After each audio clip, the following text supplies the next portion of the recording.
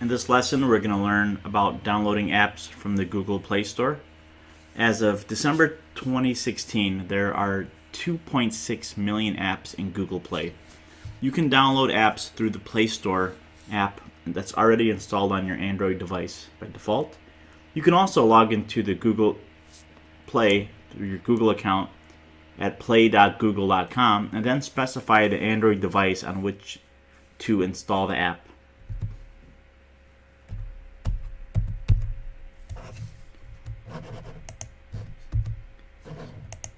Sorry. Okay. So there's some, when you go on Google Play, you'll notice there's a lot of different categories for apps. And some of them the categories are books and references. For example, Wolfram Alpha, Dictionary.com, Audible for Android and Kindle.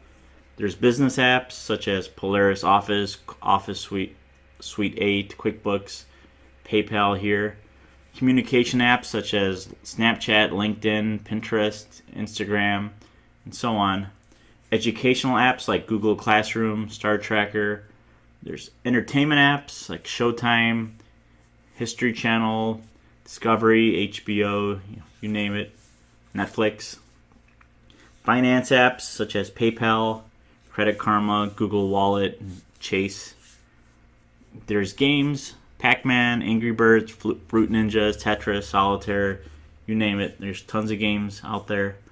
Health and fitness apps such as Runkeeper, View Ranger, GPS, and Calorie Counter.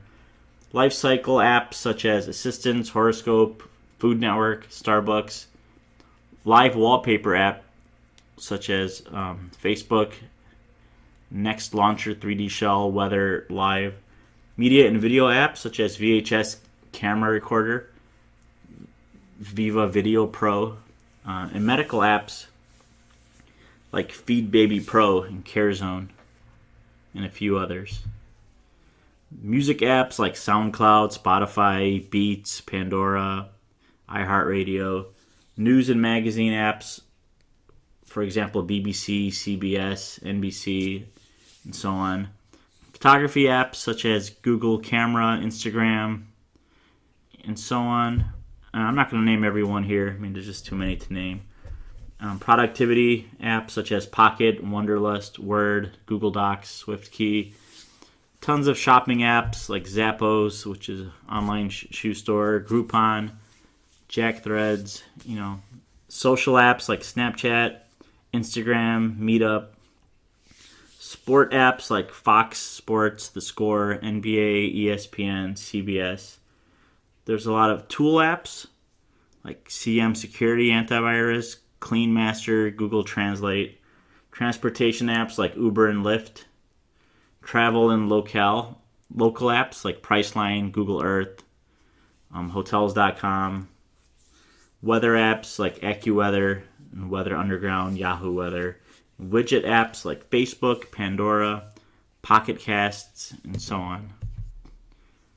Android uses a collection of packages which are named groups of related predefined classes. Some of the packages are Android specific, but some are Java specific. And also some are Google specific. And these packages allow you to conveniently access Android OS features and incorporate them into your app. For a complete list of Android packages, you could see the developer.android.com/references/packages.html. And here are some of the packages that are used by this book. There's the Android.animation. So that's for building classes with property animation. Android.app includes high-level classes in the Android app model. And the examples that are given inside the description refer to example apps that are provided by the optional Didle book that we're using for this course. Android.content, access and publish data on a device. Android.content.res for resource, or classes for accessing app resources such as media, colors, drawables, which are images, and so on. Android database, or Android.database, is for handling data returned by the content provider. Android.database.SQLite, a SQLite management for private databases. There's Android.graphics package, which includes graphical tools used for drawing on the screen. Android.graphics includes classes for display-only elements, such as gradient. Sorry, that was Android.graphics.drawable. And Android.hardware is for device hardware support. Android.media, classes for handling audio and video and media interfaces. Android.net, network access classes, and Android.os, operating system services, and Android.preferences for working with apps user preferences. Android provider provides access to Android content providers. Android.support, Android design support library classes that enable screen GUI or graphical user interface enhancements to run on current and older Android platforms. Android.support.v4.print is part of the v4 Android support library used in platform API levels 4 and higher, which includes features for using the Android 4.4 printing framework. Android.support v7.app is part of the v7 Android support library used in platform API levels 7 and higher. And this includes application compatibility library components such as app bars, which were formerly called action bars. And a few last ones are the Android.support.v7 widget, which is part of the v7 Android support library for use in platform API levels 7 and higher. And this includes GUI components and layouts.